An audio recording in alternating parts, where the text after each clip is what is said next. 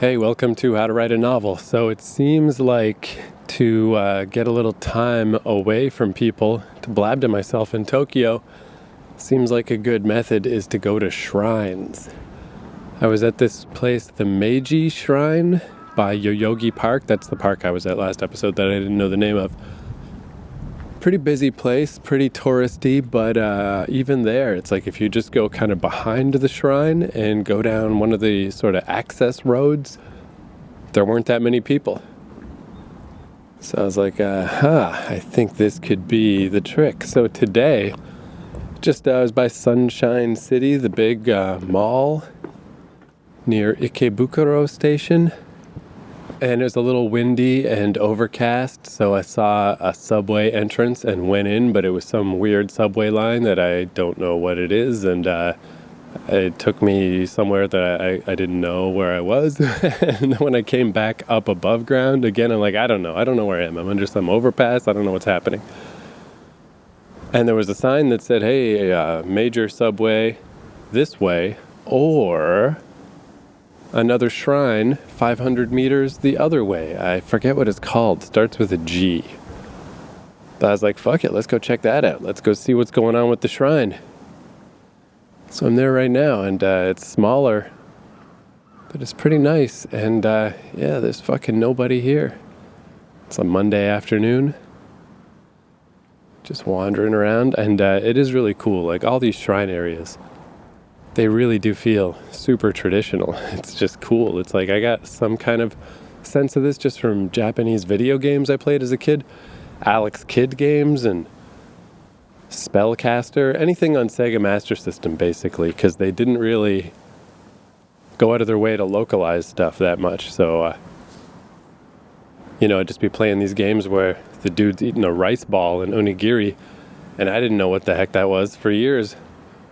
And yeah, all these shrines and temples and stuff, they just, I don't know, that's what's kind of neat about coming here is I didn't know what it would be like when it was all put together, because I've just seen pieces, like a panel from a comic book or just a scene in an anime or even YouTube videos of people in Japan. All this stuff is contained, it's like here's what Japan looks like in a box, in a little square.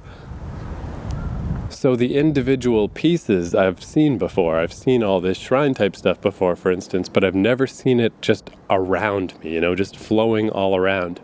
I never knew what it would be like when it's all connected. And with that sense of like, I know where this is. I know how close it is to the city. I know what the city looks like over there. I'm aware of how many drink machines there are everywhere. It's crazy. There's so many. That's hands down, I think the weirdest thing is just I knew there were drink machines, but there's so many. It's like in SimCity or something. If somebody just selected drink machine and just held down the mouse button and just started dragging the mouse all over, and it's like let's just squeeze them in anywhere that this game will allow me to squeeze one in, just squeeze it in. That's how it feels. There's too many, way too many. But yeah, pretty cool so far. So far, I enjoy Japan. I got some thoughts. Maybe I'll get to them this episode. Maybe I'll save those. Because today, I still want to talk about Moscow and the Moscow airport. I did a podcast from the airport last episode. And it was like kind of premature. I was like, hey, this would be cool. Let me capture this little moment. Plus, I just needed something to take my mind off the fact that I was just so exhausted and worn out and sick. And I just needed to kill a few hours. So that podcast did the job. But there was a bunch more that happened after that. But this fucking podcast is getting a little self-serving lately. It's like a fucking travel podcast. So I'm going to tie this in to ideas. Because, that's the big, that comes up all the time. That's the classic writer question is, where do you get your ideas? So I'm going to tie this more directly into how this little experience at the airport gave me ideas for a story. But at the same time, just travel blabbing. So like I said last time, my flight got delayed when it left Amsterdam. So this transfer I was supposed to make in Moscow, there was no chance I wasn't going to make it. So they're like, hey, here you go, don't worry, we'll fucking set you up with a little hotel thing. Just come back at 10 o'clock tonight, we'll sort out the hotel.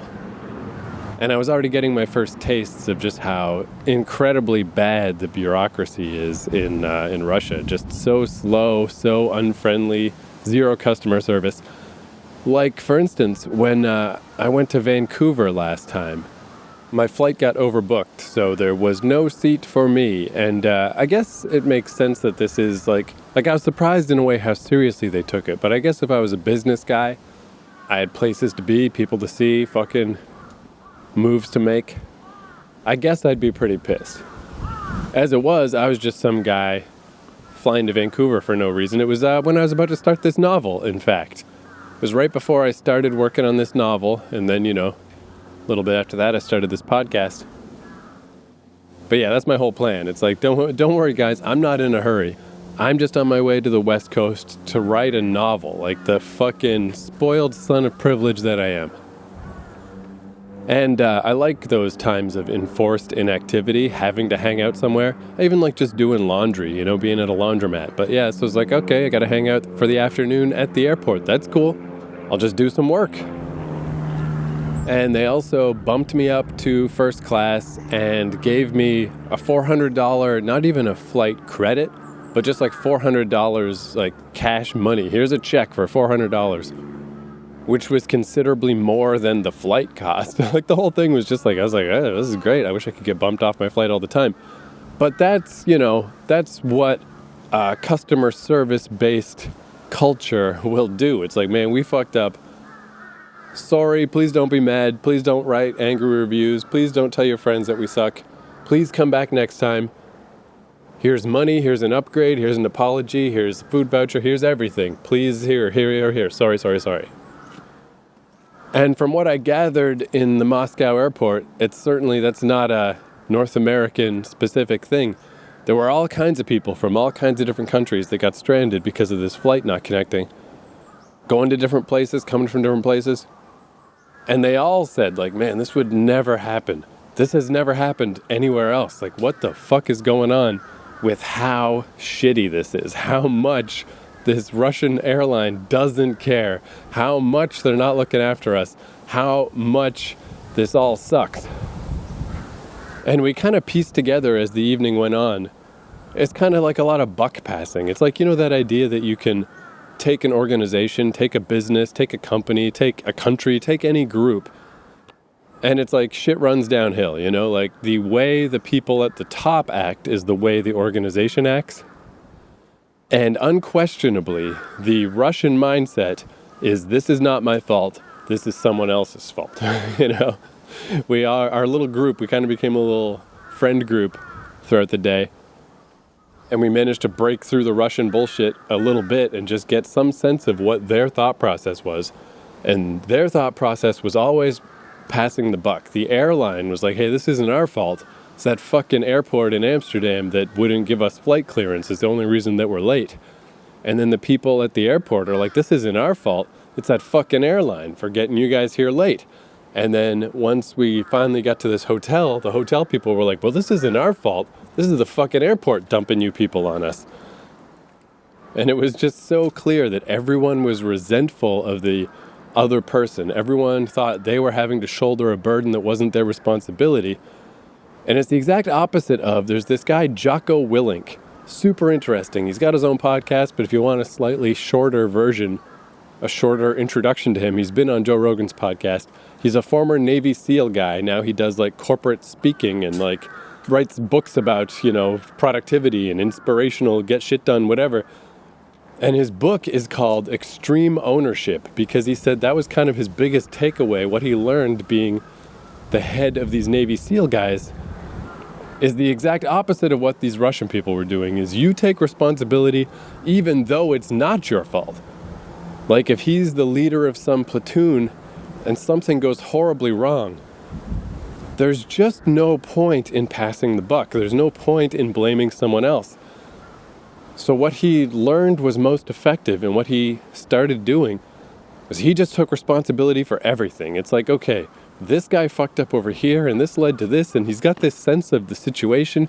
And once they get all the intel and like, how come that operation failed and what happened, and he knows why. He knows it's because this guy did this and this happened here, and it's technically not his fault. But it is his fault in the sense that he is the one overseeing things. If that guy over there fucked up, it's because Jocko, as the leader, didn't clarify well enough how things were supposed to work, or wasn't careful enough in putting the right people in the right places. In a sense, it is Jocko's fault. And whether it is or it isn't, in order to move on, it's just better to take responsibility. Say, yes, this is my fault. If you want to punish somebody, I'm the man, come punish me.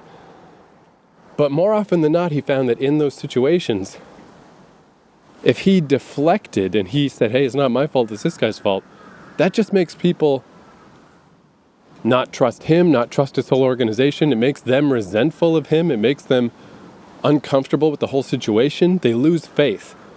Where when he just takes responsibility, then it allows everyone to move on. It's like, okay, that fucked up, that failed, that was something bad just happened. But that doesn't matter because time moves forward. That's over. What do we do now? What happens now? What's the next thing? And you feel so much more confident and so much more able to move forward if you trust the guy who's in charge of fixing the situation. And when the guy in charge says, yes, it's my fault, I take responsibility, this went wrong, it's my fault that it went wrong, and I'm going to make it work now. I'm going to fix it. I'm going to make this situation never happen again. And he said there are some people who just cannot do it. They just can't. There's like some kind of, I don't use ego as a bad word, you know? I think ego is important. It's good to have a strong ego, but there is, you know, there are corrupted egos or like inflated egos. There are people that have an unstable ego that just can't do that. They just cannot take responsibility. All they can do is blame someone else. All they can do is pinpoint somewhere besides themselves where a problem happened. And they refuse to take responsibility. And those people are just bad leaders and they never will be good leaders, you know?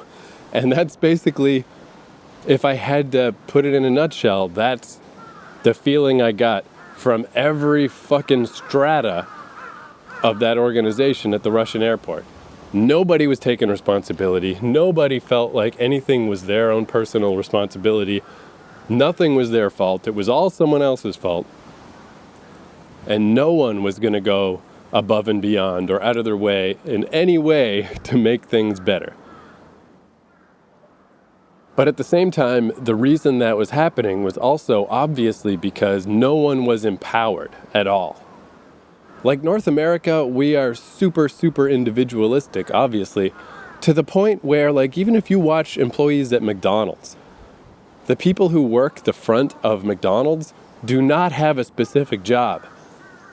They're just told to do whatever needs to be done. If you watch people at McDonald's, you'll see, like, they go check on fries, they go check on the to-go orders, they make drinks, they just buzz around and do whatever needs to be done.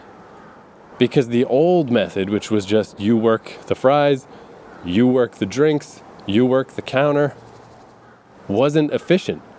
If there was a bottleneck, everybody would just stand around and do nothing. It's way more efficient and better overall to just empower the employees to just do what needs to be done. Or that dude Tim Ferriss, the 4-Hour Workweek book. He was talking about the mail order like supplements and vitamins company he used to have. He felt like he had to do everything, like he was being more responsible if he handled everything himself. But he was just causing bottlenecks and he was making things not flow smoothly. So he let go of the reins a little and he like empowered his employees. It's like if you have a problem, if someone has a customer service issue, if something weird is happening with shipping, anything on any level, if you can fix it for, I can't remember if it was $200 or $400, but if you say $400, if you can fix it for under $400, just do it. Don't even email me. Don't call me. Just do it. And then we'll look at it later. Keep things moving, you know, use your own judgment.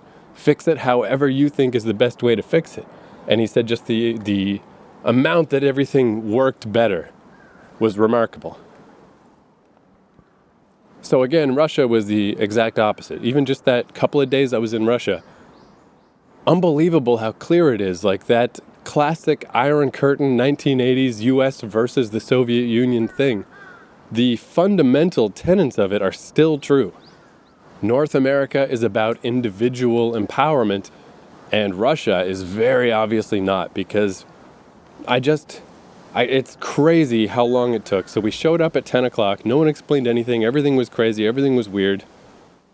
There were a few people like from India who couldn't speak English or Russian, and they just got fucked. There's just no one to even care a little bit about what to do with those people. And everyone else, like, it's just like, it's too boring to even recount, so I'll just burn through it. But it took from 10 p.m. to, by the time we finally got to a hotel and got rooms, it was 3:30 in the morning. And we did not move far. Like, we moved probably 150 feet through the airport. And then once we got on these buses, the hotel literally next door to the airport. From the airport, there's the hotel. From the hotel, there's the airport. They're right next to each other. And it took hours because we would just slowly move to some security check. We had to get Russian visas just to go to this hotel, even though the hotel was like a lockdown. The hotel, we could not leave. We could not, like, I don't know what would have happened if there was a goddamn fire, because like the front doors won't open. We weren't allowed to leave our floor. But even just to get to that point, it was so slow. At every little stage, all this fucking physical paperwork would have to be checked and checked and checked. And it's like, I guess it's just that you can't get in trouble for saying no, you know? So everyone just wants to say no. No, no, no, no, no, until every little meticulous thing has been checked over and over and over. And everyone has agreed, okay, this is definitely okay. Now we'll move to the next step. And that happened 18 times and took hours. And it was just unbelievable. It's like, how is this the 21st century? How is this the modern world? And it really felt like an infantilized society, you know? Like, these people, they just felt like little kids trying to act serious. No one could be friendly. No one could be personable, of course. Everyone was scared all the time. It's like they're scared that dad is going to yell at them. They're scared that something's going to go wrong. And even though this obviously happened fucking daily with that stupid airport, they all acted like it had never happened before. There was no protocol for it. There's no way to handle this. So fucking slow. And it's one thing if it's just like, hey, I'm just some dick who wanted a cheap flight, you know? Okay, so I got fucked, whatever. There were plenty of douchebag travelers like me that, you know, how much sympathy can you have for us? But there were people with kids, and the kids are just like falling asleep and crying, and they're just stuck in this shitty fucking corner of the airport where there's just like empty liquor bottles, like it was an underpass. But this was in an airport behind a security check. How are there empty liquor bottles there? You know, what a shitty country. What a fucked up place. And the little kid thing is what really brought it into just sharp relief of like, these people can't do anything or won't do anything, you know, like, if anyone should have been expedited, it's the fucking families with kids. Just get them on this stupid fucking bus, take them to the dumb airport. In any other country, this whole thing would have taken, at worst, 2 hours. And instead it took like 5.5. It's just unbelievable. And yeah, I don't know. Again, I don't know. What else is there to say? It was fucking ridiculous. It was just bullshit. Thank Christ that, you know, as I was saying last time, I was having pretty bad diarrhea problems that day. Thank fucking God that they had more or less sorted out for the day at that point, because it just couldn't have been more of a nightmare. And I heard, I'd never thought to look at reviews or anything of the airport or the airline, because, like, why would I? I just never even thought of it. But somebody mentioned to me, like, yeah, I did see lots of bad reviews. And now I know why. Or, like, when people were first arriving at the airport, just, like, the desperation in their faces. Their, like, sweaty faces and their wide eyes of, like, really rushing to get to their next flight. which is not something you normally see in an airport because it's modern. It's the modern age. Everything moves pretty smooth. Everything's all pretty cool. Not at that airport. and this dude I was talking to, he's like, now I know why. Now I know why they had that look. Holy shit.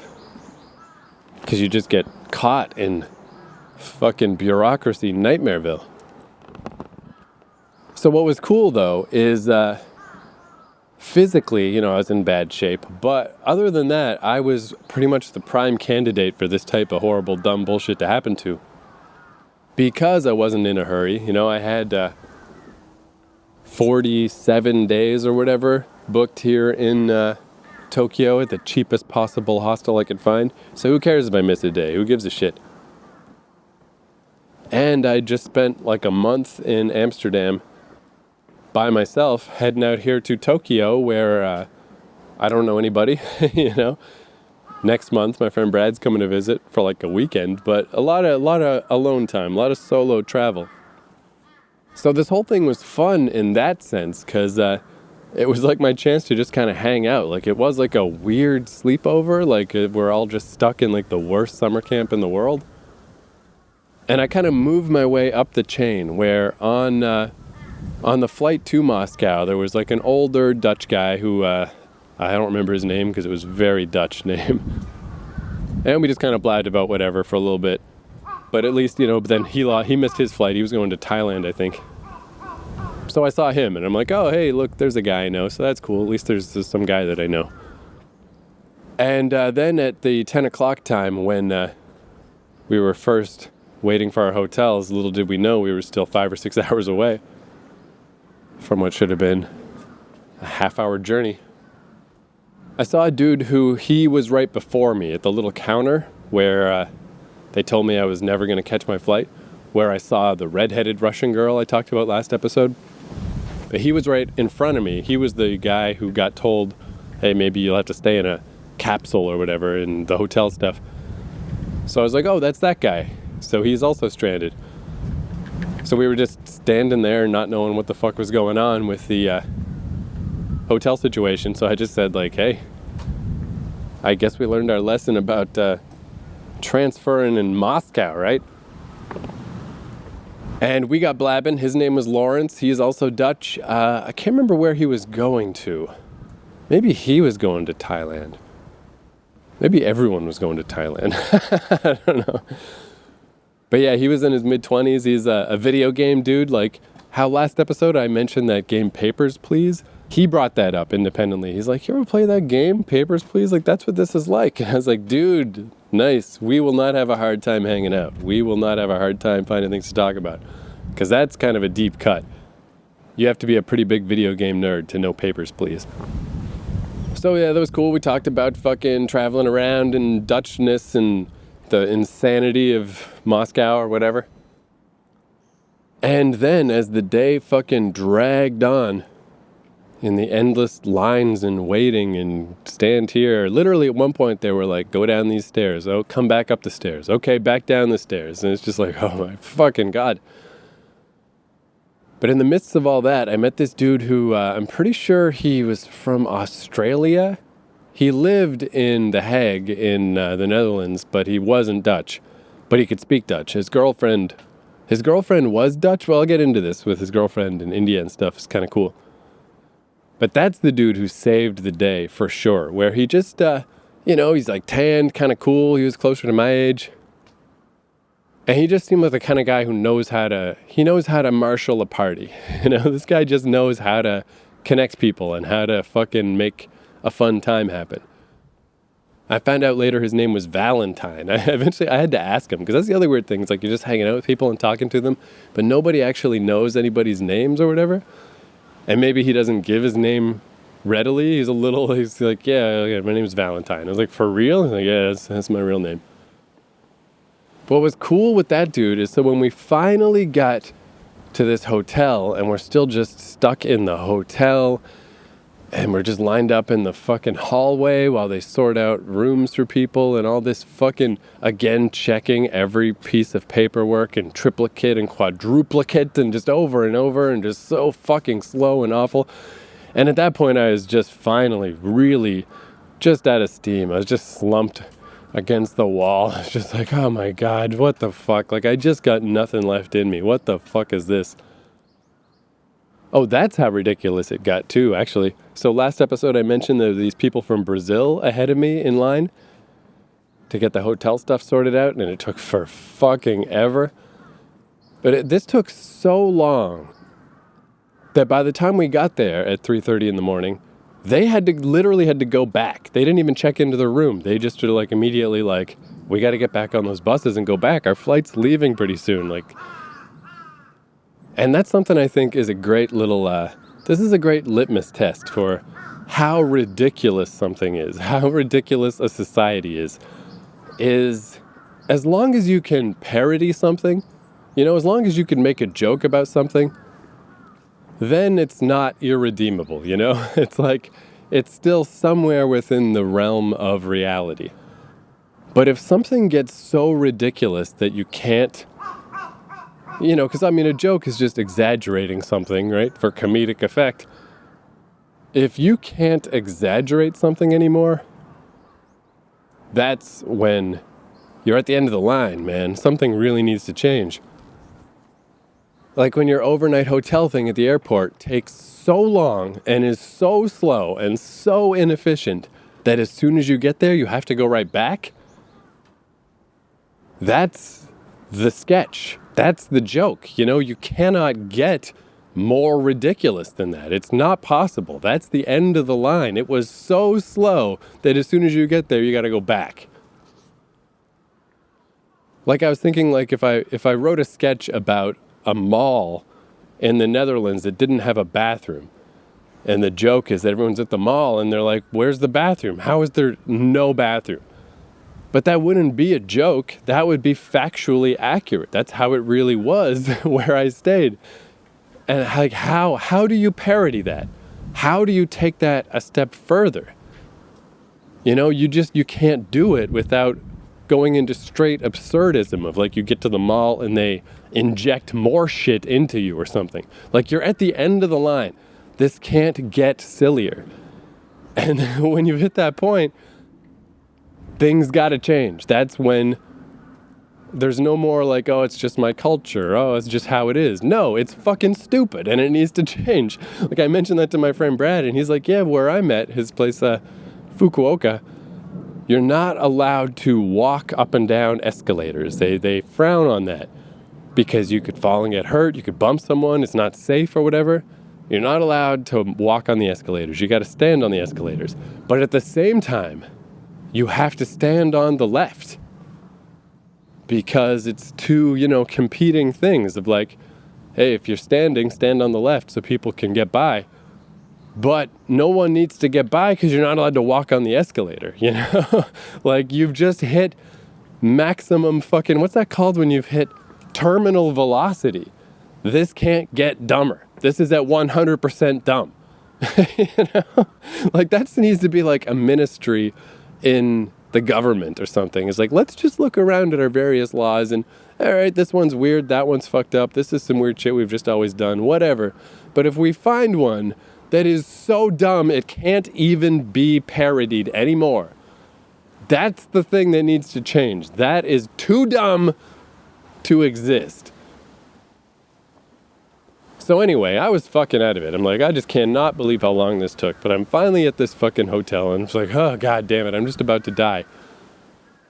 And of course, what I should have done is just gone and went to bed. But my flight wasn't until like 6:30 the next day. So even though I was way out of it, this dude Valentine, who, like I said, he knows how to rock the party, he came out of some side room. He found me slumped in the fucking hallway and he's like, hey, buddy. We asked them where we could smoke, and they put us over here in this smoking room. And now we're having a party. We cracked some liquor. Come on in. Come to the party room. It's like, Valentine, you son of a bitch. All right, you got me. And this was the thing that even though I was still like sick and I knew the next day the flight was going to be long and bad and whatever, but it's like, fuck it, man. This day has been so shitty. And I'm just flying off tomorrow to somewhere where I don't know anybody. And this Valentine dude is really cool and fun to hang out with. Let's go to the party room and let's just see what's happening. So it was Valentine, and his girlfriend, who is Dutch, but as they discussed and got into, is definitely of Indian descent, like from India. This pair of girls who were from India, who vaguely knew each other, like they'd been to school together like 10 years before and happened to be on this flight together. And also this married couple from India who'd just gotten married. I think they were on their like honeymoon thing right now. And they had cracked open this bottle of some kind of Canadian Club. I don't remember what kind it was, some special kind that was really good, that they were cutting with water. And I was like, I shouldn't really, like, man, I'm not going to be able to sleep. It's got a big flight tomorrow. I shouldn't drink too much of this, but started drinking. And they started showing us videos of their wedding, which is one of those crazy ass weddings from India that's like 3 days long. And they said it costs like something like 250,000 euros, you know, like $250,000 for this wedding, because it was just like every person they'd ever fucking met. You got to put them all up in a hotel. These videos were amazing, like professionally shot, professionally edited with music. It was like a series of like 3 music videos about their wedding, and it was just cool as fuck. We're watching their wedding, we're drinking. We realized that this Canadian Club was like good enough that it's like, fuck the water, who needs to mix it with water? We just started drinking it. And then I was trying to resist. I'm like, I know it's not going to be a good idea. But the guy's like, hey man, I already opened it. There's like this liter of this shit. We got to drink it today, or what are we going to do? So I just started drinking, and also it's just like, fuck it, you know? When else am I going to be in this situation? I'm just in some weird Russian hotel where we're not allowed to leave. Guys keep coming in and checking on us in their suits and their frowny faces. And just hanging out with people, and the more I got drinking, you know, it was just like fun to talk and just easier to integrate with the group or whatever. And yeah, it was so interesting about, so this dude Valentine's girlfriend, I don't remember any of their names because these were like legit India names, you know? Like they were like, hey, Canadian, right? There's a lot of Indian people in Canada, right? And I was like, yeah, you know, Lily Singh, right? And they're all like, yay. But yeah, in Canada, we don't have like the hardcore Indian names. But this girl, Valentine's girlfriend, did have like a hardcore India name. And they were going through like, here's her mom's name, here's her uncle's name. And the people from India were like, oh yeah, those are all super traditional names. Like that's my grandpa's name or whatever. But in the Netherlands, even though they're Indian or half Indian, you know, visually you're like, all right, that person's from India. All the names are from India. But they don't culturally identify as Indian. They didn't, like this girl didn't really know she was Indian. And it's just like this overwhelming evidence of like everything you're saying is so Indian. All these names, all these touchstones, all this cultural stuff. And it's just so interesting that it's from like, you know, the Dutch's colonial past. There's a lot of black people that live in the Netherlands too. And they're just disconnected now. They're just disconnected from where they came from. And it's just neat. It was interesting. It's interesting to learn weird stuff like that. Like, where else would I ever learn it? And kind of the coolest point was, so, you know, we were all drinking and getting drunker and drunker. And at one point I sat down on this cheap-ass Russian chair, and the chair just broke. And we all just died laughing at this chair that broke. And the Russian fucking local security guy came in, gave us the mean mug of just like, what is happening? What is all this laughing? Why aren't you people asleep? What are you doing in here? And he's just like, you could tell he was a little annoyed that I broke the chair, but it's obvious that I didn't break the chair. I'm just a little skinny ass fucking skin and bones dude. It's just your shitty chair, your shitty Russian chair fucking broke. We wore that guy down a little bit by the end of the evening. It was just like, Valentine did specifically, of just like, finally the guy kind of threw us a little smile at one point. You know, it's like we finally wore him down. But yeah, as I was drinking and hanging out, I mean, I don't know that much about Indian culture, but this thing came back to me from years ago. Suddenly the power of drinking unlocked this in my brain of way back in the early 2000s. This is supposed to have been like 2001, I'm going to guess. In those early days of the internet, there was this video floating around as this guy, Daler Mehndi. There was this song, Tunak Tunak Tun.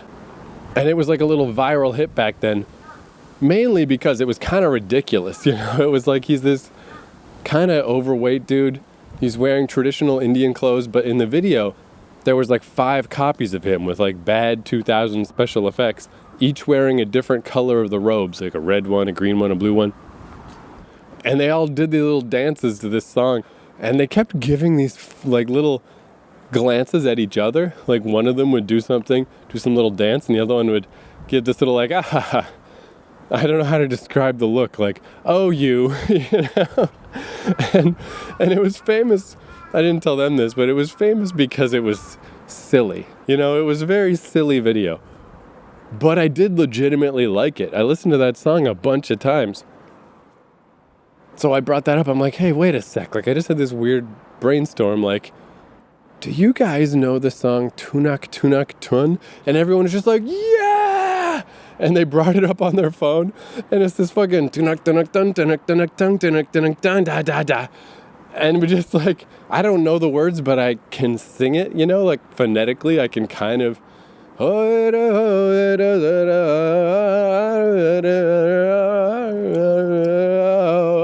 like I know the song, right?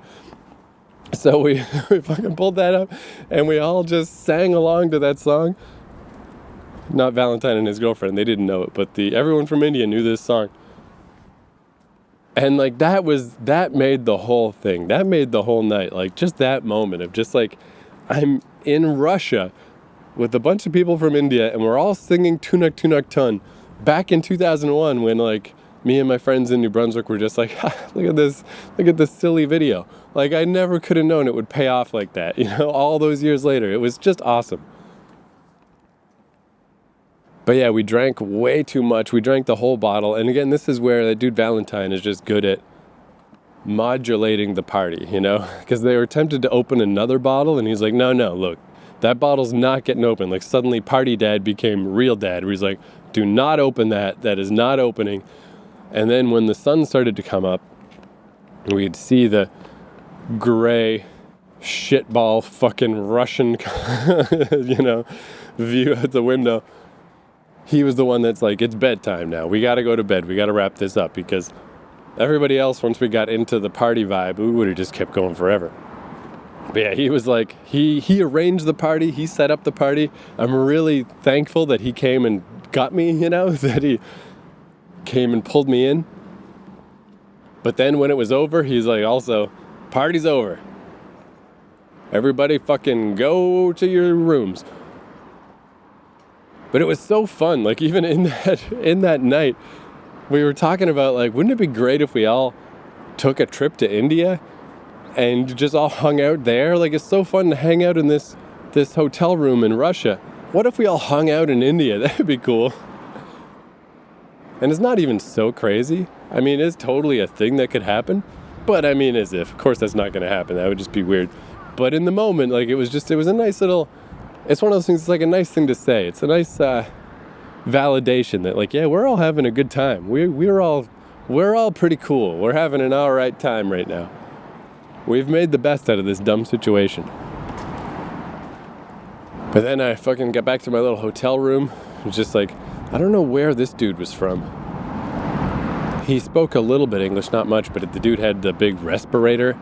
The dude had like sleep apnea, so it's just weird. I'm like going into this room with some roommate I've been assigned, and he's got his big machine hooked up to him, and he doesn't know who the fuck I am. I'm just like, sorry, don't worry about me. But then I also realized like just how much I had drunk when I laid my head down on the pillow and closed my eyes, and it just felt like my head was still moving. Like, do you ever get that feeling where it's like your head's in a cycle of just like being 2 feet above the bed and down and up and down and up and down and up and down, and it just feels like you're an elastic, you're just yo-yoing up and down. It's just like, oh no, fuck me.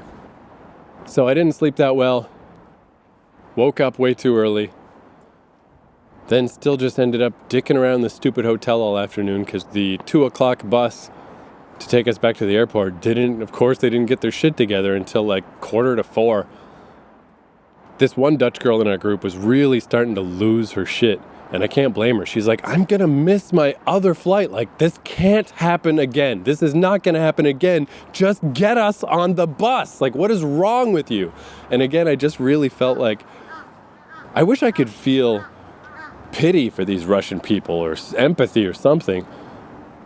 I just can't, because they were fucking everyone around so bad. But it was totally just an infantilized society, like just absolutely like a bunch of little kids that have just been hit and they just can't do anything and they're just trying to mask their emotions and they're just trying not to fuck up, and in doing so they're fucking up all the time, constantly driving everyone crazy, completely ineffectual, terrible at everything they're trying to do, completely frustrating.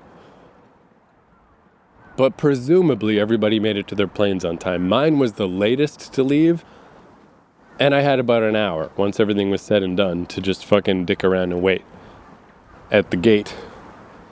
So I think it was probably a pretty tight call for everybody else, but I assume they made it. I know the people from India made it, because they left in the morning. So that was the Russian tale, and then just the flight, again, like a 9.5-hour flight. Very, very absurdly bad. I got an aisle seat, so that was good, just because, again, drinking all night did not help my situation with my stomach and stuff. Mostly, though, I think my stomach problems were mostly over. My hangover problems should have been worse, like when I was on the bus going back to the hotel with Valentine and his girlfriend the next day. We were saying, like, God, we're all hungover and shit. But then as we thought about it a little more, it's like that really was high-quality liquor, because we should be feeling worse than we are. We drank so much hard liquor. We didn't feel great, but we should have been feeling way worse than that. And then on the flight, I started developing a distinct sore throat and sickness that then dogged me into this first week in Japan. But I made it, and the one thing I want to say about that flight was one of those cases where I couldn't really fall asleep. I just felt like I was, I'd put in my headphones, like earplugs, pull down my hat over my eyes, and just sit there and just try to... It's almost like it's mentally tough when you can't fall asleep, but you're just trying to sleep, to just sit there for hours and hours and hours and just try to soak it in and try to convince yourself, like, this is almost as good as sleep. This is still rest. It's mentally taxing because I can't quite seem to fall asleep. But at least I'm resting, and I just got to soak up as much of this as I can. And obviously I did kind of drift in and out at some point. It's not like I just sat there for 9.5 hours. But it's one of those times when it just never felt like I was sleeping, And then toward the end of the flight, when there was about an hour and a half to go, I had soaked in as much sleep as I possibly could. I finally, when the lady came by giving out drinks, I finally got a coffee. And I was like, hey, can I get a coffee? And I hadn't had a coffee in a couple of days. I'm a low-level coffee addict, so I was already, like, I felt so underground, like 90 feet underground, where I was definitely getting sick. I didn't really feel like I properly slept at all. And even just not drinking coffee, I think, contributed to that. But I got this coffee, put in some sugar, put in some cream. The worst coffee in the world, but just drank it. And then went to the bathroom. And I honestly think that's the best coffee I ever had in my life. Like, I kind of approach coffee sort of medicinally a lot. Of like, it's just what I need to kind of get my day going and stuff. Like, I definitely got a low-level dependence on caffeine. But man, I've never gone from, it's like, so all that just feeling like I was underwater and just feeling so blah and just no energy. But drinking that coffee not only gave me the normal coffee boost, it gave me the additional boost of clearing up the fact that I hadn't had any coffee in a couple of days. So it wiped out the extra bad feelings of caffeine withdrawal. But it also felt like it unlocked that sleep I had done, all that rest that I had been trying desperately to scrabble together during the flight and just didn't seem like it had helped at all. That coffee, it's like it unlocked all that. It's like that floodgate opened and it gave me that. And I was just standing in the bathroom looking in the mirror and I'm like, in 90 minutes I'm going to be in Japan. I'm almost there. I made it. I made it through all this fucking shit. And it's just like, that was the I guess the best coffee is the wrong way to put it because it tasted like shit, but the most valuable coffee I have ever had in my life. Like, it just saved me. I felt so much better. And then the fucking plane got there and I got down to Japan. And after a month of just the kind of odd aloofness of Dutch people and like, hey, if you get run over by a bicycle, it's your own fault and just, whatever. They're not the worst, but they're not the best. And then the Russians, who are the worst, so unfriendly, so shitty. I got to Japan and right away, like I'm sure I'll talk about this more, I have more thoughts about it or whatever. People are just nice. They're just friendly. They're accommodating. It seemed like, hey, thanks for coming to Japan. Even when I told the lady at customs that I was going to be in Tokyo and then I was going to Fukuoka, which I think she doesn't hear very often because I'd never heard of Fukuoka before Brad moved there. I kept saying it wrong. Fukuoka, I kept saying until he kind of, we're talking on the phone and he's like, you keep saying it wrong. And I was like annoyed. I'm like, well, I keep saying it wrong because no one's ever heard of it. No one knows what Fukuoka is. So I think that lady is like, I don't know if anyone's ever said to her that they're going to Fukuoka because she's just like that sort of theatrical, like funny. It's this really funny reaction where she's just like, what? Like, what? Fukuoka? Like the opposite of these stern fucking, this was the customs lady too, of just like, in Russia, she would have been, acting like she was made out of metal.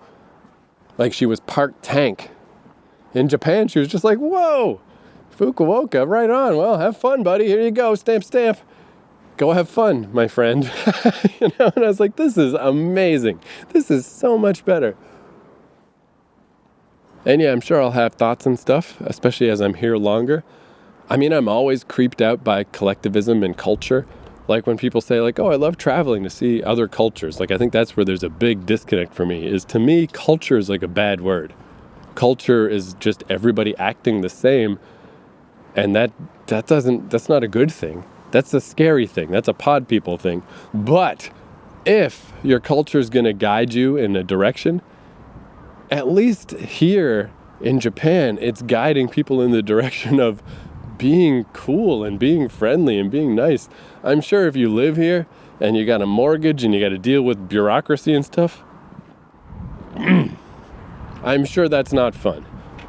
If you get arrested by the Japanese police, I'm sure that's not fun. But on a very surface level, man, it's so much more fun than these other fucking places. Way better. Like, it really blew my mind even just trying to find my hostel that first afternoon. And again, I was just like, just like out of it, fucking worn out. It was really hot that day. I got lost because the directions said a left where they should have said a right. I hadn't even clocked in yet to the idea that you're supposed to be on the left and not the right. I was probably walking in people's way all the time. But right away I noticed, like, say I like stepped out of the way of an old man on a bicycle. The old man would nod at me in like a nice way. Like, hey, thanks for getting out of my way. Where I was thinking like that would never happen in the Netherlands. That would never happen in Russia. That might not even happen in Canada. And I was just like, and that kept happening over and over. My friend Rayanne mentioned like, hey, don't forget though, you are a tall, skinny white guy. You're not at the bottom of the Japanese pecking order. I was like, that's true. That is true. However, hey, I'll take it. And just like, really is just like the happy ending at the end of all that nonsense is like, cool, I'm in Japan and it's like, it's pretty fun. It's like kind of neat. It's a lot less, like I was saying last episode, how travel is just it's a burden. It's a lot of work. And I still feel that, like I was thinking that of, there's this guy, Chris Broad, who is an English guy who lives in Japan. And he was just talking about how just that politeness thing of like, hey, if you can't speak Japanese, as long as you're nice and polite and you make some kind of effort, you'll be okay. Whereas in, say, like France, that's not the case. People are going to yell at you. Even when I was in the Netherlands, this lady started giving out to me about my shoes. And I don't know what her problem was with my shoes. She was just ranting at me in Dutch, pointing at my shoes. And it's just like, I don't know, people are just dicks. And it really made me think like, how much do I want to travel to deal with that? How much do I want to go to these places where people are just going to be, where their culture is to be a loud, obnoxious asshole? How much do I want to do that? How is that worth it? Why is that worth it? You know, just this idea of culture. Oh, let's just go absorb culture. Well, what if your culture sucks? What if your culture's a pain in the ass? And it's just so nice to be at a place where the culture is not a pain in the ass. The culture is friendly. The culture is nice. It's like, whew, man. Good stuff. Good stuff. All right, I still never got to how this relates to writing. But last episode I was saying how my little experience at the airport gave me an idea for a story. So my extended stay in the Moscow airport and in that hotel and all that shit gave me more ideas for the story. So I'm going to get into that after a quick break, because I got to go find a washroom right now. I think I'm going to leave this shrine, but hey, man, this is cool. Cheers to you, shrine. This was a good place to walk around and talk to myself. So I'll be right back after this little jingle.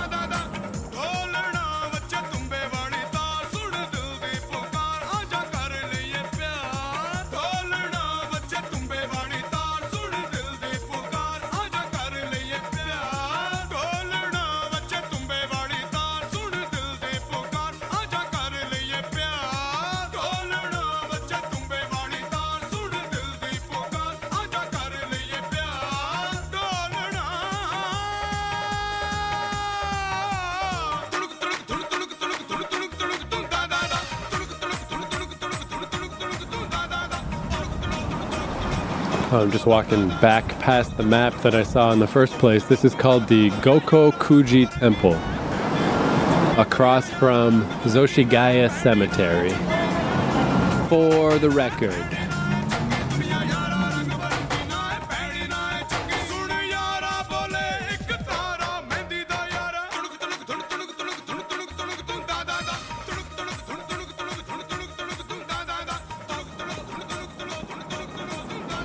Okay, I'm back. It's evening now. I gotta talk a little quiet because I'm walking through a pretty quiet residential sort of place.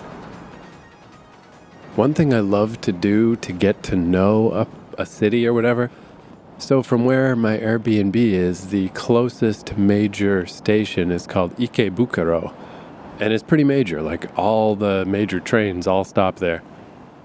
I'd never heard of it before, but it's kind of cool because it's like, Akihabara is the place that's kind of famous for video games and anime and manga and shit. So Ikebukuro is just like the junior version of that. And it's got the big arcades, big Sega and Taito arcades. And then if you cross over to the other side of the station, that's where it is a little more like pachinko parlors and dudes asking if you're looking for girls. It's a little seedier. But it's still cool. And just because it's the first place when I was all sick when I first got here, it was about as far as I could make it, so I hung out there. So it's just like, it feels kind of cool. It's like, just like you adopt little neighborhoods. It feels a little bit like, Ikebukuro, that's my little neighborhood. So then I just like to kind of start adding to stuff, like I'll just get off the subway one stop before Ikebukuro and wander around and get kind of lost and try to figure out how to get there. And then do the same thing on the way back. So like get off one stop before where my Airbnb is or one stop after. This is what I did in Montreal also. And it's just kind of neat because you really do see those little in-between spots. Those really are kind of my favorite. Just those kind of nothing places that are just in between the major landmarks. And it really does help to build a kind of mental map to feel like you know the place, like you know what's going on, you know these little details and these little places. They just kind of make it more personal. Like this is going to be my more sort of personal experience of Japan, is like I'm going to know, the walk between Oyama and Nakaitabashi. Like what the fuck is that? Who cares about that? But it's just like, that's for me. It's my neat little thing that I'm doing. And like this Oyama place, it's just like, it's like an outdoor mall, but it has a big canopy over it. So like on rainy days, it's awesome, you know, it's just like this big long thing that's like tons of stores and stuff, but protected from the rain. And then today I walked the other way down the street that I'd never done before, and it doesn't have the canopy, but it's still just this like narrow street with a bunch of shit going on. It feels like one of those Yakuza games. Lots of barbers, if you ever need a barber. Which I do. I need to get my hair buzzed off. But even though that's all I'm going to ask is like, just buzz me, just buzz all my hair off, I'm a little intimidated. I don't like talking to barbers at the best of times. So I haven't pulled the trigger yet in Japan. But yeah, just these little, I don't know, it's just all quiet, just neat. And this place, it's just so, I mean, I've already walked past like 6 different convenience stores, you know, like you can't really get lost, you know, you're always near something. It's funny too, just like how many drink machines there are everywhere. I remember I had this apartment in Toronto in like 2010, I think this was, where my apartment burned down. And I just desperately needed a place to stay. And this was pre-Airbnb and stuff. Things were a little trickier. And I found this lady. It was a really good location, but a really dumb situation where I was just like, she kind of segregated off a little piece of her living room, and I just lived there. And I did this for way too long. It was, we were really kind of under each other's feet the whole time. But she needed a roommate because she was about to get kicked out, and I needed a place to stay. But I spent a lot of time out of the house, obviously, when I lived there. That was kind of the beginnings, I think, of my current lifestyle of like, let's just never go home. So I got kind of comfortable just walking around. It was right by the St. Lawrence Market in Toronto, so it was a great location. Just walking around downtown for fucking a year. But I remember one night, it was really late at night, and I was so thirsty, and I finally found some drink machines down by the waterfront. And I had just enough money to get 1 bottle of pop. And the machine didn't work. It took my money and nothing came out. And I just remember how crushing it was, that beautiful glow at 3 a.m. And I had just enough money for my salvation. And then it didn't work. And I think of that a lot while I'm here because there's so many drink machines everywhere. Everywhere. Like you just see them all over the place. And they all work. They're all in meticulous upkeep. Man, yeah, like right now, I can talk a little louder right now because before, you know, still people and stuff on the streets. I don't know where I am. I think I'm alongside a school, maybe. Just for this little stretch anyway. Like there's just nobody here. And it's just like this weird architecture of Japan. It's so strange. There's this little road. There's a park across the street and a bathroom. So many bathrooms. It's great. And then across the park here, there's like these weird steps that go down to just some weird little back street. And there's these houses and everything is kind of run down. I was surprised by that. Like the major parts of Tokyo are what you might expect. You know, they're super duper fancy pants and nice. But overall, Japan is a lot more run down than I expected. But I don't dislike that. I kind of like it. It's sort of comfortable, you know? Because it doesn't feel like decay. It feels like kind of like they're not trying too hard to fight against Mother Nature. They're kind of letting it encroach a bit, you know?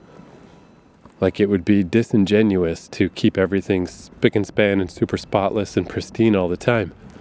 Because that's not how it works. That's not the world. Anyway, I'm rambling. So what I wanted to end this episode with is the thing about like where do ideas come from, which doesn't really concern me that much. I think because I go at a deliberately slow pace. I do think when people are kind of concerned about trying to find ideas, it's because they're pushing themselves too hard and too fast. So they can't come up with enough fucking horse shit to keep up with all the babble that's coming out of their fingers. So I just kind of gather ideas as they come, and if I don't have a particularly strong sense of what I'm doing on a given day or a strong sense of an idea, I just do a little tiny bit of work, but then call it a day and sleep on it till tomorrow and just keep on grinding, you know? But I'd say the most important thing about ideas is just to always be ready for them, always be receptive. Be open to them and make sure you write them down when you do have them. Maybe haphazard is a good way to describe how Japan feels. Like in the Netherlands, especially where I was, kind of outside of the center, everything is so uniform, and like every building on a block is going to look identical. Maybe in a whole neighborhood, they might all look identical. Everything is very regimented and planned, where Japan really does just feel like stuff piled on top of stuff. In a cool way. I mean, here in the city. I'm sure the countryside's a lot different. But anyway, like I said last episode, I had this idea while I was in the Russian airport that wasn't really an idea for a story. It was an idea for life, that I saw this really cute red-haired woman working at the airport. And I was like, I wish I could talk to her. And then when it became obvious that I was not leaving the airport, I was going to be stuck there, it's like, it'd be cool if I saw her again. This would be the perfect opportunity to talk to her. And then I started running the scenarios in my mind of like, what could I possibly say? How could I possibly sell myself as a worthwhile person, with so many hurdles to overcome. I'm from a different country. I'm just some random person. We speak different languages. I'm not well established, career or money-wise. None of it made any sense. But that's when it kind of flipped over to like, okay, in real life that would never work. There's no chance. And I didn't see her again anyway. But then I flipped that to like, but all those thoughts and all those ideas, maybe that would make a cool story. And I think that's a really good way to approach writing stories, is start it with like, what would you want in life? What do you wish you had? Because that's something I really feel like is missing in a lot of stuff. When I watch TV shows and movies that are just kind of not really grabbing me, which is happening a lot now with TV especially. Because, TV used to be week to week. Like, each episode had to be self-contained. Each episode needed to have a distinct wrap-up point. And that obviously hurt long-term storytelling in a lot of ways, but it also at least guaranteed that something was going to happen, Like, when you watched an episode of Star Trek: The Next Generation, it might be a two-parter, but, at most, it's a 2-hour story, usually a 1-hour story. And it's going to get wrapped up and resolved in that 1 hour. And then in the background, characters are going to progress and things are going to move forward in a larger way. But I kind of miss that, just because at least that way they were forced to have things happen.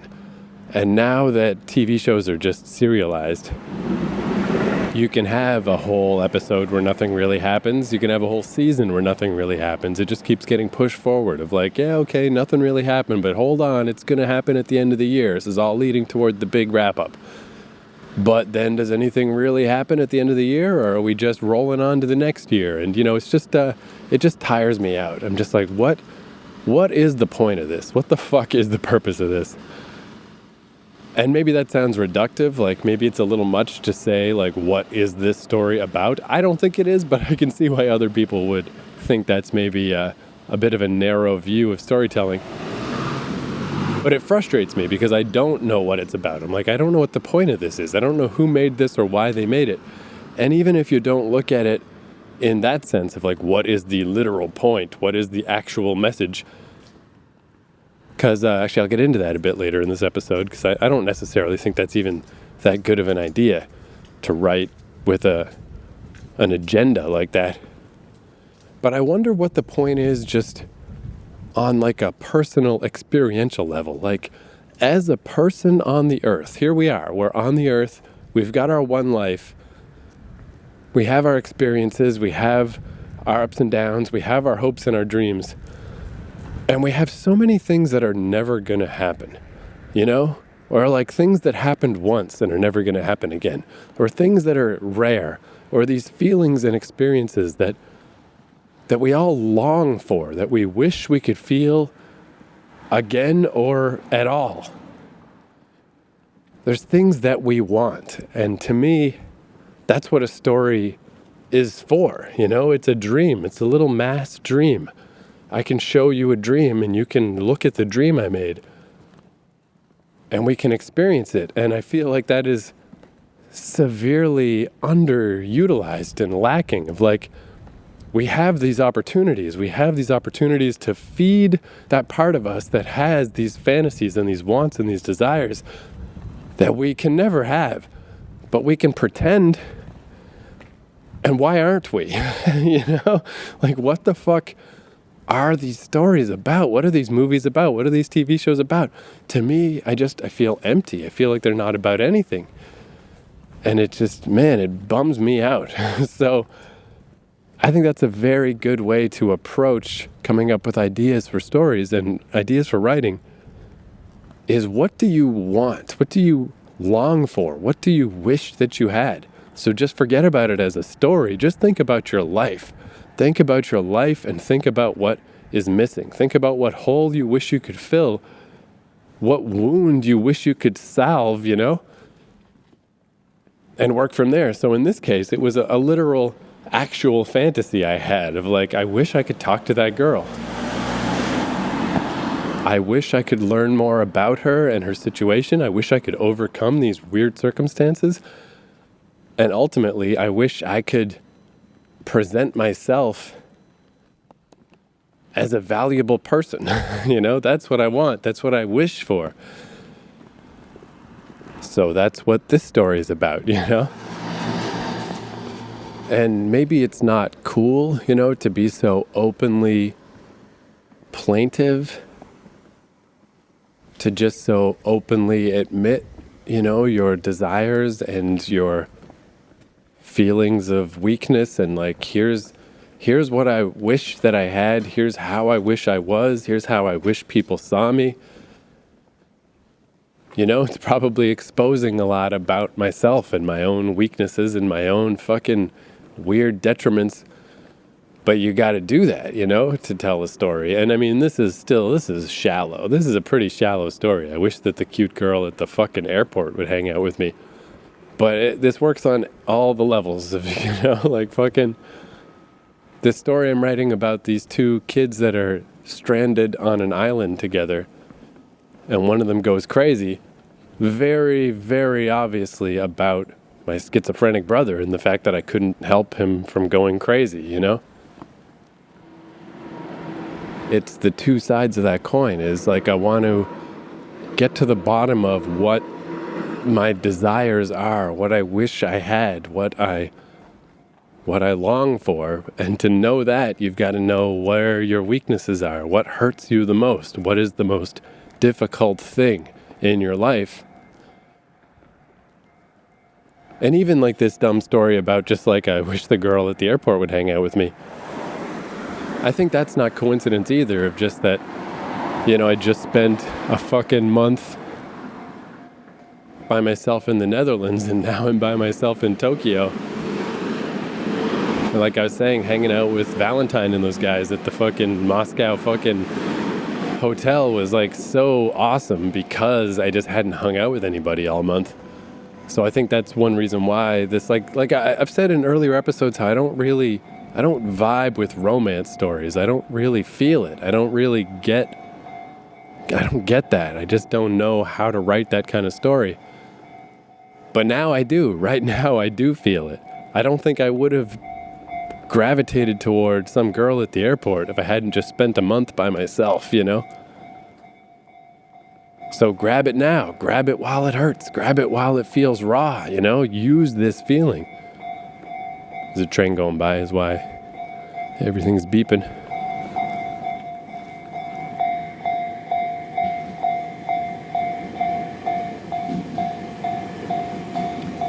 Even this, I find this so weirdly nice of just the bell starts ringing. The barrier goes down. Everybody just has to stop. Everybody just has to stop and wait for the train to go by. There's me. There's this taxi cab. On the other side, there's a car, somebody on their bike.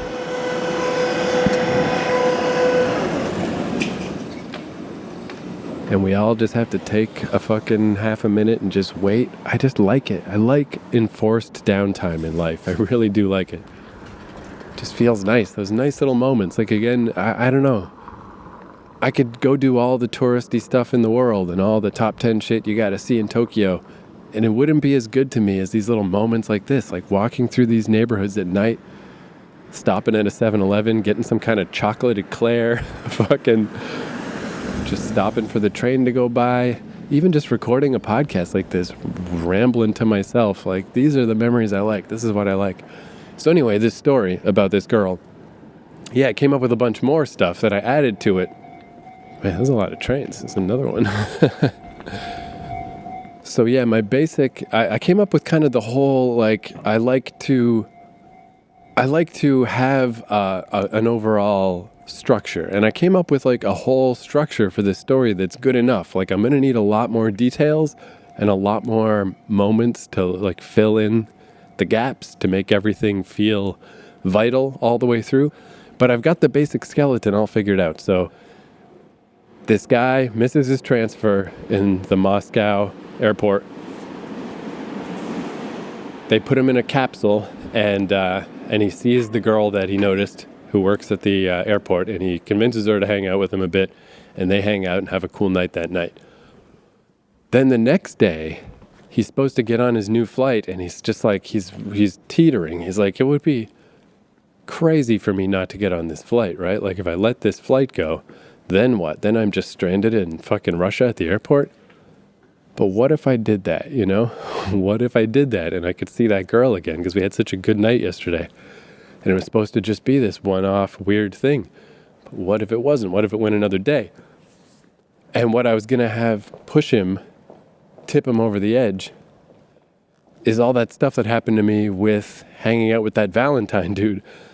Instead of his group would show up that day. They missed their flight. They're all stuck. And in real life, you know, we went to this hotel, but it took till 3:30 in the morning to get to the hotel. So in my story version, it would be this group that is stuck at the airport. Maybe they're on their way to the hotel and they just never make it, you know? Because again, it's like 3 in the morning and it takes so long. Maybe they all have morning flights in this scenario. So like those poor Brazilians that got all the way to the airport and had to come back. Maybe in this case, it's like, it's just too late. It's just taking too long and it's too slow to deal with this bureaucracy. There's no point in going to the hotel. We're just going to stay at the airport. So basically, it's this group of people all hanging out, waiting for a flight that our little main character can go hang out with and be like, hey, I was in the same boat as you yesterday, but this happens all the time. Commiserate about the craziness. And then that makes the decision for him. Like, he's already right on the edge of like, should I just skip this flight? Should I not do this today? And he's just hanging out with these people, drinking, smoking, having a fun time, just like trying to make the best of being stranded. So the same thing that happened to me at the hotel, but just move it to the airport.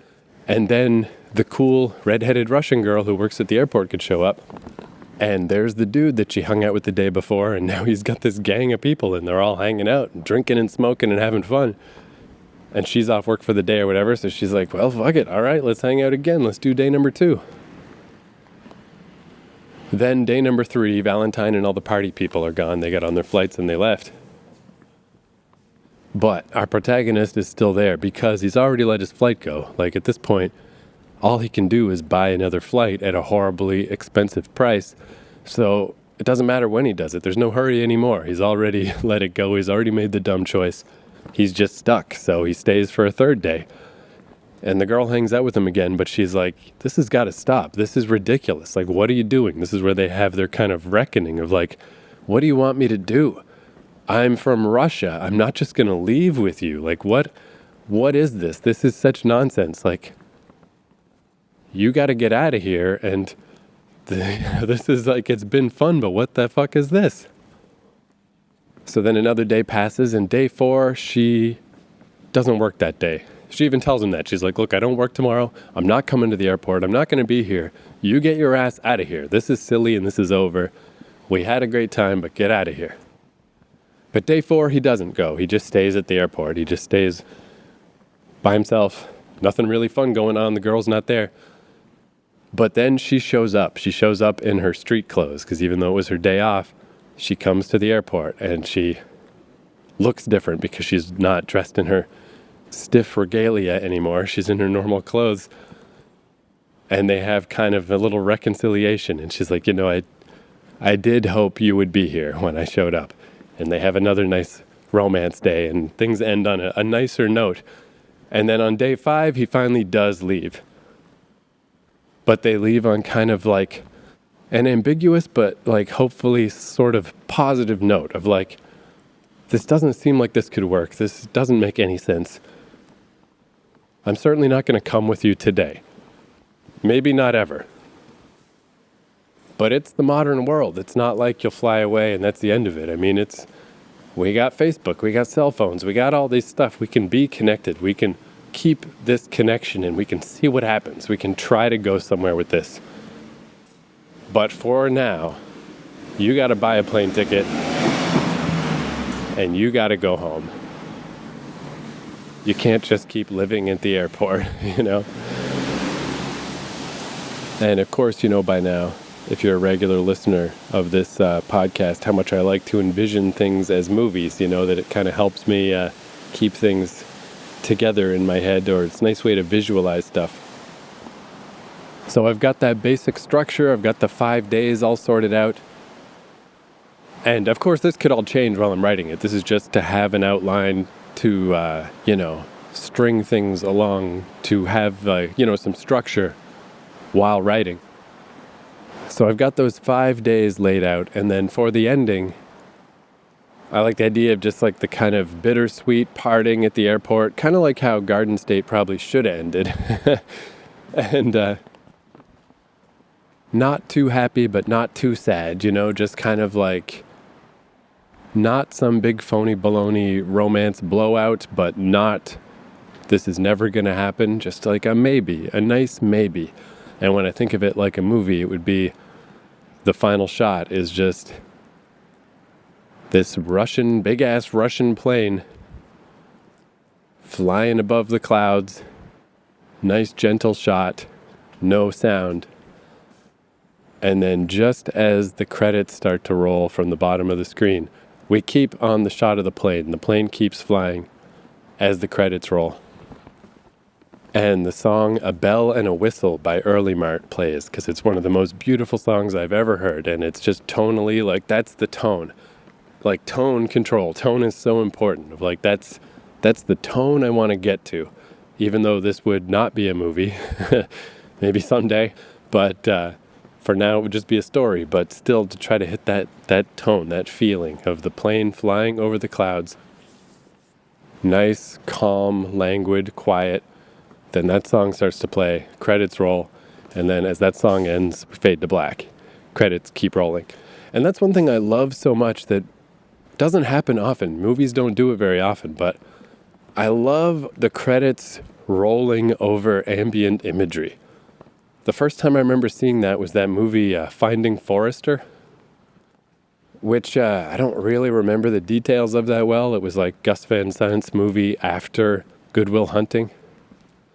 I think the most famous thing about it was fucking Sean Connery's this famous writer, and he like helps shepherd this young black kid into being a better writer. And he says, "You're the man now, dog." I think that stupid fucking line is probably its most lasting fucking contribution to modern pop culture. But the part I liked the best was the movie ended with just a shot of a basketball court and that kid just playing basketball with his friends, and the credits just roll while he plays basketball. And I love that so much. Like, if you've got a big kablam ending, like a big cut to black, directed by so-and-so ending, that's great. But if you don't, if you have a story that ends on an ambiguous note, on like a soft note, on a gentle note, I love so much. It's just the credits rolling over the image. And it's like, all right, you can get up and leave the theater now if you're a fucking heartless fucking mush head, or you can just sit and soak it in and just contemplate and think about what just happened. And I mean, so there you go. Like, that's it. I got enough that's enough to make this whole story. Like I've said before, there's that debate about, they call it planners and pantsers. Planners are, people who plan out a whole story. Pantsers are the people that write by the seat of their pants. And I really think both are wrong.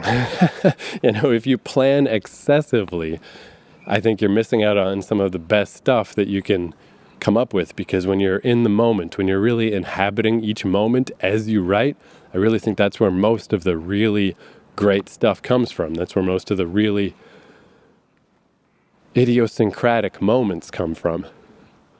But if you're just a pantser, if you don't plan at all, I guarantee your endings suck shit, Like you need some kind of plan. You need some kind of goal. You need some form to hang your story on. And then if it changes on the way, great. But you got to have the plan, I think. You can't just hope that the plan will come together, because it won't. It never does. Like, just look at the history of writing. It's just mountains of bad endings. It's not an accident. So yeah, that's where I feel like even just those 2 days at the airport were enough for me to come up with, like, that's enough. I've got enough of a skeleton for this story. I've got it in the 5 days. I've got the feeling of the ending that I like. I don't intend to sit down and start working on this story anytime soon, but I got what I need. Like, at this point, I like that balance of the mechanical and the inspired, where really all I got to do now is I got to split it into the 5 days. I could just write, okay, day 1, day 2, day 3, day 4, day 5. Then I can split each day into the different beats as much as I know them. Just start filling in the gaps, just working on all the stuff. And then if things change on the way, that's great. If it's fewer days, if it's more days, if the whole ending changes, that's fine. Go with the inspiration, go with what feels right as you're writing. But I think it's better to have that plan. Like, I wouldn't start working on this story without at least this level of a plan. But as it is, I've got a structure, I've got an ending, I'm good to go. How long it would take to actually fill this out I think the cardinal sin of writing is to write boring feeling stuff and rote feeling stuff. So I'm going to need way more details than I have now, I'm going to have to mine all my experiences of spending time with a girl to try to get as many of those moments and those little, that feeling that I can, to make this story worthwhile. There's still a lot of work to be done, but I think that's a pretty good example of, when you have a weird experience, I'm never going to have an experience like that again. I'm never going to be trapped in the Russian airport again. Even if I was, it wouldn't be the same. Just when these things happen, when these odd things happen in life, capture them and work them into a story. I don't know, I came to the end of this now. I don't feel like I don't have any I don't know how to wrap it up. I don't know what the point is. That's just an example. That's all. That's just an example of how an experience can become a story. And the level of detail I feel like is important. I feel like what I got is the bare minimum, but it is enough. I could make a story out of this. Now I'm trying to figure out where I am. I'm definitely lost. Just been wandering randomly. I walked along this big kind of ravine. What do you call that? Like in Terminator 2. I guess I just got to figure out which way the train is. I couldn't have wandered too far from the train. So if I can get back to the train, I'll be okay. I can follow the train line and figure out how to get to my Airbnb.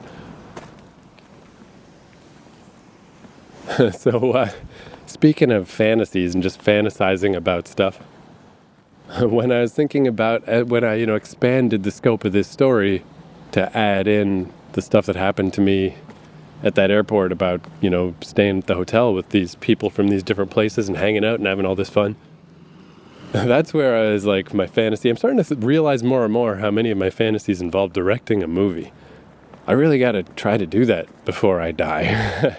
But I was thinking, okay, if this was a movie, I would love to make, even though I would transplant that scene from the Russian hotel just back to the airport. I don't know that much about how airports work, but my idea would be that because the redheaded girl works at the airport. She can find side places and take them places they're not supposed to be and whatever. But I would love to just recreate that scene, with like the cheap chair breaking and everybody singing Tunak Tun, and even just the basic setup of like the North American dude, the Australian guy, and then the people from India and the Indian girl from the Netherlands, like just that setup, just set it up enough that if those people saw this movie 10 years from now or whatever, it would blow their fucking minds, because they would just be like, that is fucking us. That is definitely us. Like, I was there that day. That happened to me, I would love that so much. Even though they're these people I just met one time, and the only name I know is Valentine, as his name is so memorable. I would just love it for them to see it and just be like, holy shit. That fucking guy we hung out with made this movie and he put us in it, I would love that.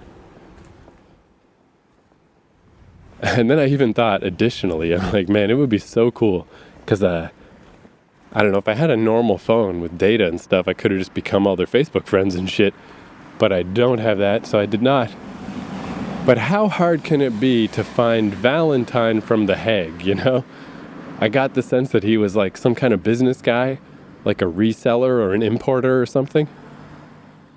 And he's, an Australian Dutch guy who is the life of the party. Like, I just feel like, how hard could it be to find him? I bet I could find him if I had to. And I could put him in the movie. Imagine how great that would be. Hey, buddy, remember me? I'm making a movie. I need you to come be in it. God damn it. It would be the best. That would be like my favorite thing in the whole world. I think I might be walking the wrong way because I don't hear the train. I should at least be hearing the ding, ding, ding of the train going by. So I'm going to walk the other way for a bit and see what happens.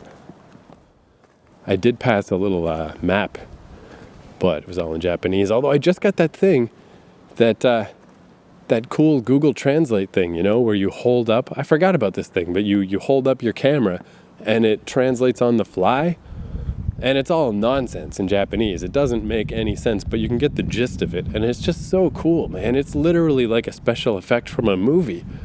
Like I heard somebody say this, some pithy Twitter thing the other day.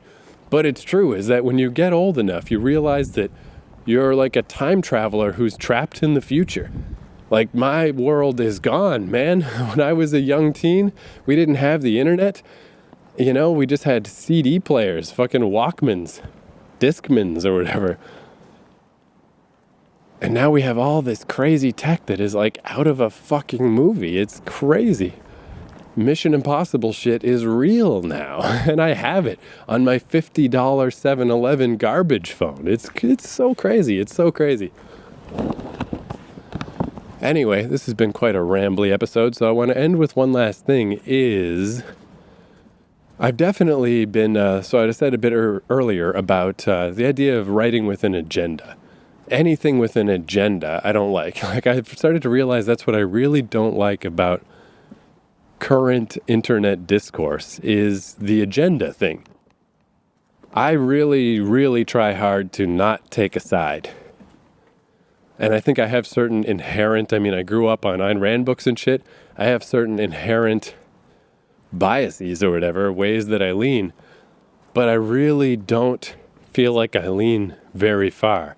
Like, if you take the classic American left or right, the people on the right really kind of repulse me. Like, I don't like how they talk about things. I don't like how they proceed. I don't like their attitude. But people on the left, I'm just like, there's a seed of like, you're doing the right thing, or you're trying to be progressive, or you're going for social change. But the way you're doing it is, again, just terrible. Just so goddamn awful. And that's what I've realized is like, it's because if you just take a situation, okay, here's a situation, here's the thing that happened, let's look at it, let's look what happened, let's break it down. I feel like that's what the news should be, or that's what reporting should be, or that's even just a person's opinion should be, here's the situation, let's figure out what we think about this. But once you have an agenda, it's just garbage. You know, if you're just looking for the thing, like, just this is a pedestrian example, but there was a little video game news story recently about this game that had the word retard in a song because it was a musical game and they were using the term retardo or retard. It's like the musical term for slow down, you know? And somebody wrote an article about it. This game has the word retard in it. This isn't okay. Completely missing the context, completely worthless. That is just worthless reporting. And it's because it's coming from the place of an agenda. You know, it's not, let's look at a situation and report on it. It's, I'm looking for this kind of situation. My agenda is social change, or my agenda is, I don't know, whatever right-wing weird shit. Either way, if you are looking at every situation through the lens of your agenda, it's just trash. It's not worth anything. It's not gonna progress anything. It's not gonna help anything. I don't know. I mean, I have friends that are like well-meaning people and have basically good politics, but are still coming at everything from that perspective. Everything's through that lens of these are my politics, and this is how I see everything, and this is how I interpret everything. And it's just doesn't work, you know? It just isn't. And then, I don't know, I'm way more like, I think I'm way more just like, I don't care is my baseline. I really don't care, you know? And we got to look at a situation and find a reason for me to care. And most of the time I don't care. And people will say, that's not appropriate. That's not the right way to proceed. You got to be a warrior on the front lines. You got to care more. But I don't think so. I think you care too much and shit goes bad because then you're just looking for the fight. You're looking for the problem. You're looking for the word retard, and you just, what the fuck is that? What is the point of that? So along those lines, the idea of this story taking place in Russia and being critical of Russian methods and Russian ways of just being, a Russian bureaucracy or Russian philosophy, blah, blah, blah. It's all this stuff that I don't really know about. I only know the most surface stuff about. And I don't care, I don't have some agenda against Russia. I don't care. And if you I did just a little bit of searching, and it gets so creepy right away. If you look at YouTube comments and stuff about videos about Russia, it's like, Russia, it is gorgeous. It is so beautiful. Putin is doing such an amazing job. And man, that is the best thing about America. America's got a lot of problems, but America always makes fun of its leaders. There's always a version of whoever's the president on SNL. And I can't overstate how important that is, that country just lets you say, this president is a fucking idiot. Because the reverse of that, oh, glorious Putin, oh, glorious whoever, is so fucking pathetic. It's just so lame and so sad. And it's just oh, you poor little mush-headed worms. Your leader's a piece of trash, just like every leader's a piece of trash. And to just defend your dumb country and all of its trash garbage that it does, just sad. Just a sad state of affairs. So I just don't want to be involved in that at all. I got no fucking dog in that fight. I don't need to criticize Russia. I don't need to pretend I know how it works, because I don't. I don't know anything. I don't know anything and I don't care, But I know if I made this story about Russia, the backlash would be bananas, These people would go fucking nuts that someone's criticizing their shitball country. And I can't really blame them, It's everybody is like that. Everybody gets mad. I get kind of mad because people won't stop piling on pineapple pizza. I don't know when pineapple pizza became the fucking whipping boy of the world, but everyone makes fun of pineapple pizza. And that's a Canadian invention, man. They made it in Ontario. Hawaiian pizza's not from Hawaii. And just the other day, I felt myself getting annoyed. I'm like, you fucks, fuck you. Pineapple pizza's fucking great, you little bitches. Stop fucking complaining about pineapple pizza, you fucks. You know, that's literally the stupidest thing in the world. So if I was to make a whole story or some movie or something that the whole thing is about how fucking bureaucratic and shitty Russia is, man, talk about asking for trouble. You know, talk about asking for controversy that I don't want and I don't need and isn't the point anyway.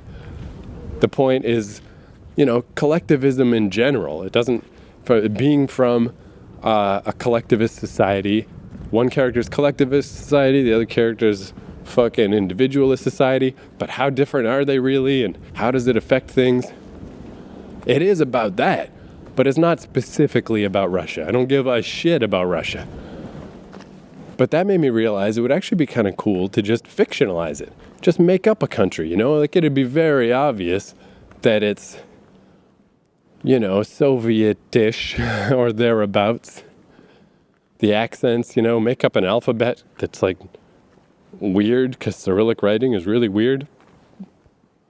And it'd be one of those things where like everybody would know, like, yeah, okay, it's obviously about Russia, but it's not about Russia. You know, it'd be more vague, more generalized, and I think just neater. I think that would actually kind of be more like open creatively, you know? Instead of trying to make this story about Russia and trying to actually learn about Russia and make sure I'm not out of line and that the shit I'm saying makes some kind of sense, just be stifling, you know? Where if I just made it about a fantasy place, then I can do whatever. So because the only stuff I really know about Russia is from reading Ayn Rand biographies, I just pulled up a list of like all the character names in Atlas Shrugged. And there's a dude, I don't remember, Hugh Axton, I think is his name. Anyway, his last name is Axton, A-K-S-T-O-N. And I just thought that would be kind of cool because it's like this subtle Ayn Rand nod, a little bit of a Russian connection. And it just sounds kind of Russian, with the K especially, A-K-S-T-O-N, Axton. You know, I could just not ever really bring up the name of the country necessarily. It's just the name of the city. It's just the airport in Axton. And then as like an alternate, just to have more than one, I was thinking Drago also, but Drago's a little on the nose. But I was watching a little video about the Phantasy Star games. They were just old RPGs for the Sega and the Genesis. And the bad dude, the big bad in Phantasy Star 1, his name was Lassik. And I did a little searching about him. And in the Japanese version, his name is Lashiek, L-A-S-H-I-E-C. And if you Google that, nothing comes up except Phantasy Star. It's just a Phantasy Star name.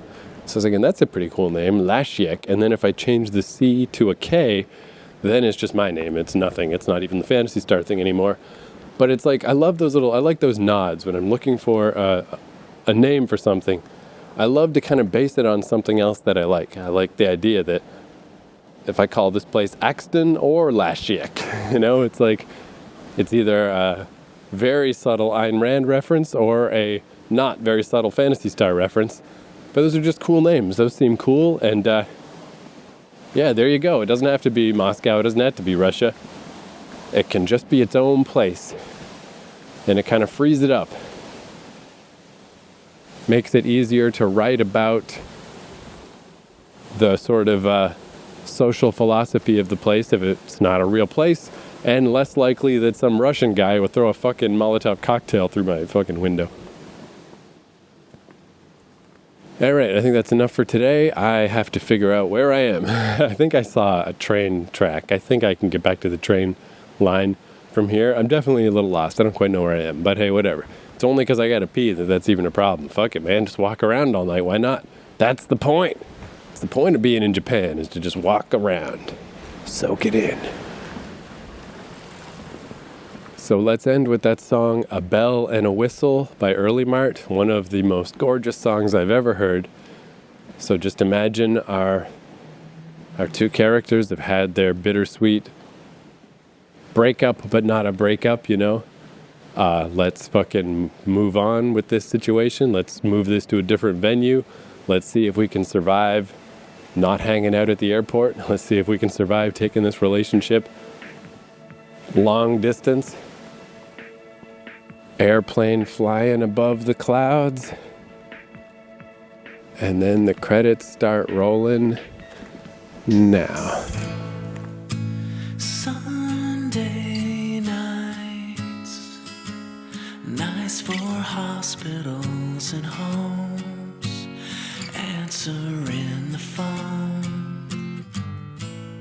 And what if I could take us both away from here, far away, my dear?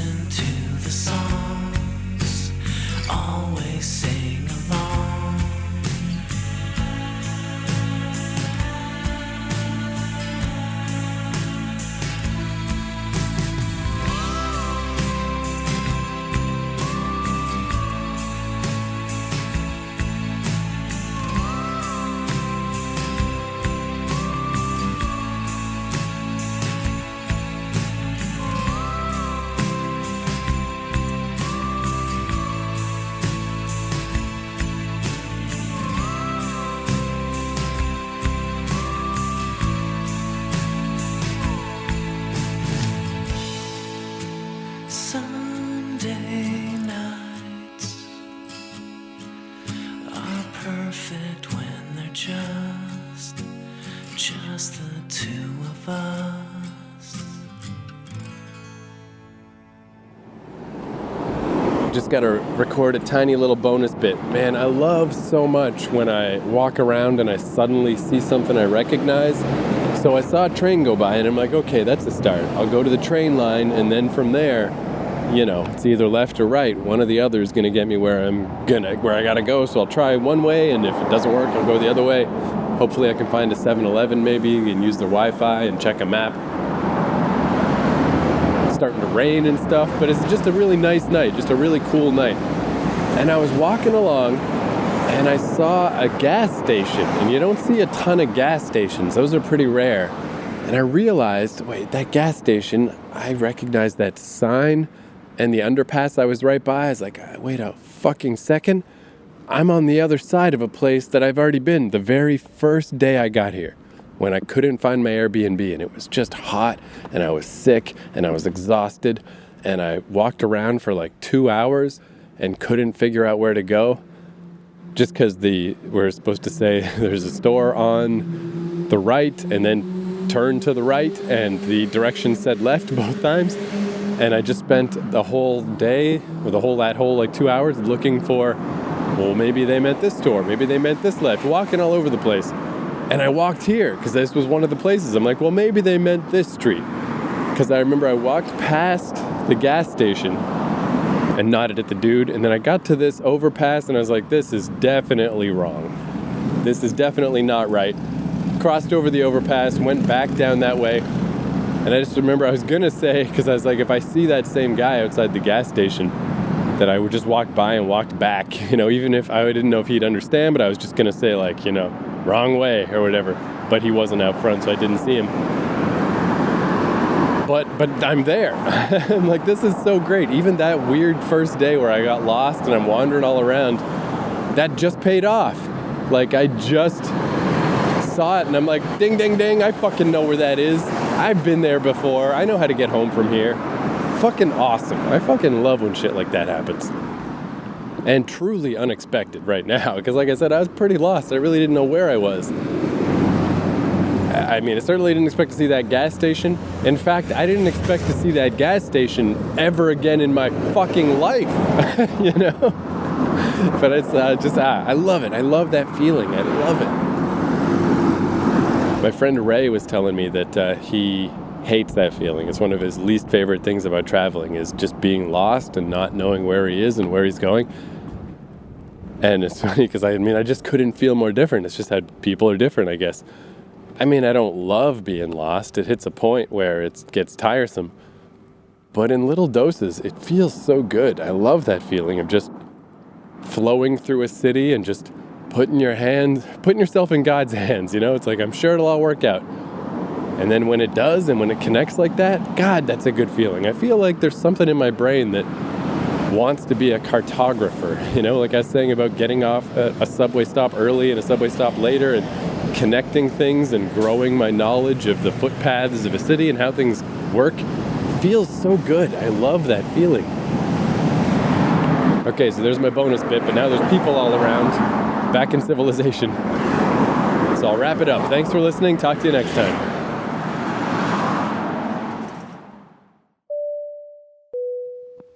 Oh man, just one more little additional thing. I know none of this means anything because you're just hearing it or whatever.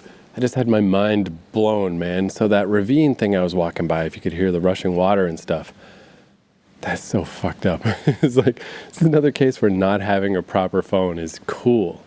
Not being able to properly check a map and stuff. So that gas station that on my first day I went to, on the way to the gas station is also a 7-Eleven. It was my first 7-Eleven I went to in Japan. It's when I realized or found out that you can use Wi-Fi at 7-Elevens. There's this little bridge you got to cross to get to that 7-Eleven that I didn't pay much attention to on the day because I was just, I only went across it that first day when I was lost, and I only paid attention to it in the sense of like, is this where I'm supposed to take this mythical left turn or whatever? But I was just looking at it as I went across it this time, and I'm like, oh, that's the ravine. That's the same ravine I was walking along all evening.